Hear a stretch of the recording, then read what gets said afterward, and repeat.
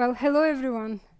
My name is Neri, and I am an overconsumer of fashion. Anyone else guilty of that? How many of you have fallen into the trap of thinking that a certain branded product will make you feel better, or good enough, or happy and proud? I know I have. At any point, my fashion wish list is long and growing, and I still find myself flagging things in magazines or tagging them on Instagram as a potential future birthday, holiday, anniversary gifts, which I share with my very, very patient husband. But just as with any other addiction, the fix is temporary, and it only feeds the very problem you are trying to fix. Today's fashion industry relies on people like me to overconsume, and in doing so, it's devouring the very things that made it special and unique: the creativity, the craftsmanship, and the beauty. Artisanal workshops today are replaced by sweatshops. Natural textiles are replaced by plastics and chemicals.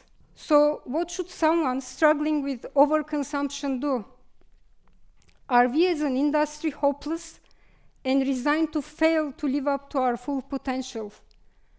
I refuse to believe that. And fortunately, a cohort of activists, young leaders, and most importantly for our industry, next generation consumers are forcing us to confront our addictions head-on. So how do we fix this problem?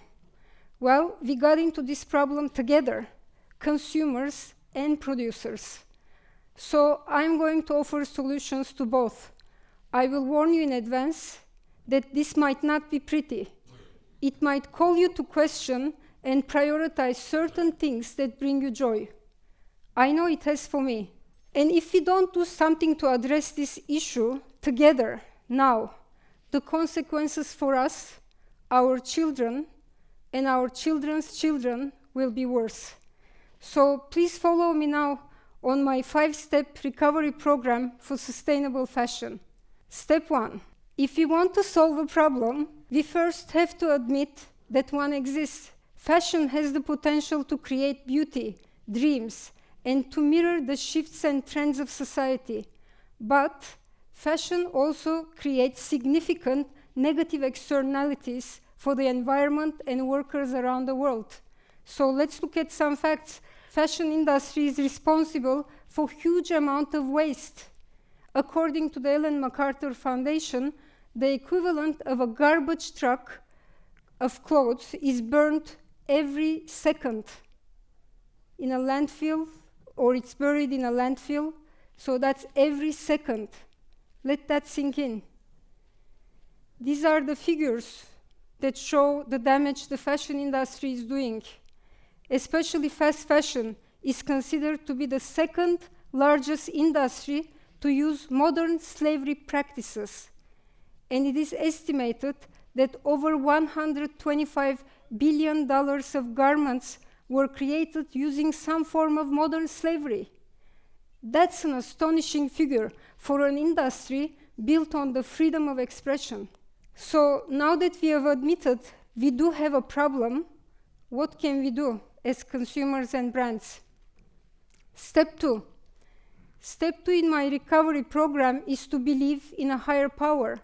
Here, the higher power needs to include regulation. As consumers, we should be vocal about wanting transparency and accuracy in claims that companies make as to their environmental impacts. And as brands and business owners, we should engage with governments to craft legislation that is effective. This should include transparency over lobbying activities by companies that are touting their sustainability credentials. When governments work well, it can drive real change. This is in Istanbul, where our leather goods factory is located. The government installed receptacles across the city to encourage people to donate used clothing and accessories. And these are all then recycled and turned back into textile and leather. So this reduces waste significantly.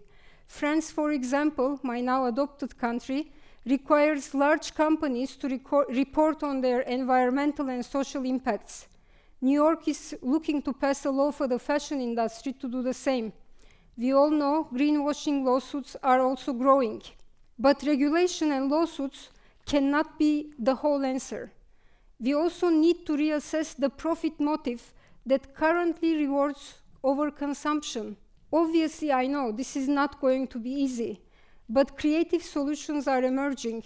Stella McCartney, for example, developed an environmental profit and loss system that places a monetary value on the environmental changes caused by the company's practices.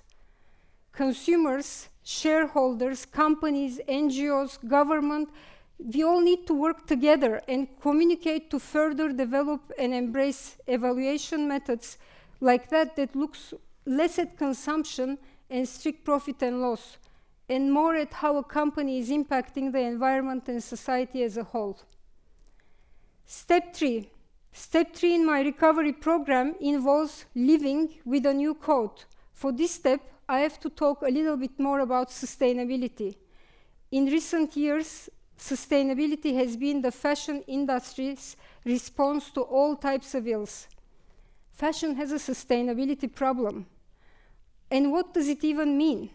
I recently ordered just a t-shirt and a lip gloss from an online website that is famous for its sustainability credentials. When it arrived, it was in such a large box full of tissues that when my 3-year-old son saw it, he said, "Mama, this is a house. I want to live in it." So the packaging and the shipping of the item calls into serious question the overall sustainability of the purchase. Don't get me wrong, it's very easy and feels very good to jump into the sustainability bandwagon. I should know, when my family and I first started our small leather goods business about 20 years ago, we were driven by creating high-quality, durable products. And as the term sustainability became increasingly famous in recent years, I found myself wondering whether I too should be calling myself sustainable. After all, I am a B Corp brand, I am Positive Luxury certified, and why not? And yes, as you can see, my website now includes a section on this. But let me present you with an idea. Let's retire the term sustainable once and for all. By focusing on durability and quality, brands can shift the industry away from business model that relies on overconsumption and continued volume growth. Advertising can start to include information on how customers can repair the products, keep their clothes longer, and even offer incentives for returning used products for recycling. This way they are not destroyed. Fashion should also put people and craftsmanship at the center of its messaging. As a professor of luxury and strategy, I teach students, and not once a fashion student said to me that they want to be a craftsman or craftswoman. They all want to be designers. Many of them simply because they've been sold on a dream of becoming famous. This makes it very difficult for luxury brands to find artisans, people who are devoted to their craft. We need to reevaluate our priorities and encourage and reward those who devote themselves to developing high-quality, durable products. Step 4. A key to any recovery program is to make amends with yourself and anyone who has been harmed by your actions. I've discussed ways in which the industry can make amends through increased transparency, regulation, and reassessment of its values. But now I want to say a few words about the consumer, because we need to make amends with ourselves first and our overconsumption habits if we ever want to make a difference. So, will you please repeat after me? I am good enough. I am good enough. I am smart enough. I am smart enough. And doggone it, people like me. And God darn it, people like me. You may remember that phrase from the SNL character Stuart Smalley, who was not a licensed therapist. But it is worth repeating once in a while. And perhaps, like many of you, I have found myself looking to influencers on Instagram to tell me what is cool or fashionable. We really should rethink who we are influenced by. While he may not have intended to be a fashion maverick, the cardigan sweaters worn by Mr. Rogers became iconic. They were also a model of sustainability. They were hand-knitted by his mother and worn until they fell apart. After all, perhaps the most sustainable thing we can do is to keep wearing what we already have. My own action item here sounds simple, but if put into action by others, they can have an impact. So I commit not to buy any new clothes for the next 3 months. That may not sound like much, but it is something. And it's part of a broader effort that I will make to really think before I buy, to ask myself, is this something I really need? Or am I feeding the overconsumption narrative that we really need to break? 9 times out of 10, I suspect I will know the answer. My final step, and to me it's the most important, it has to do with helping each other. As I said in the beginning of my talk, we got to where we are together. And I really believe we have the ability and resources together to change course.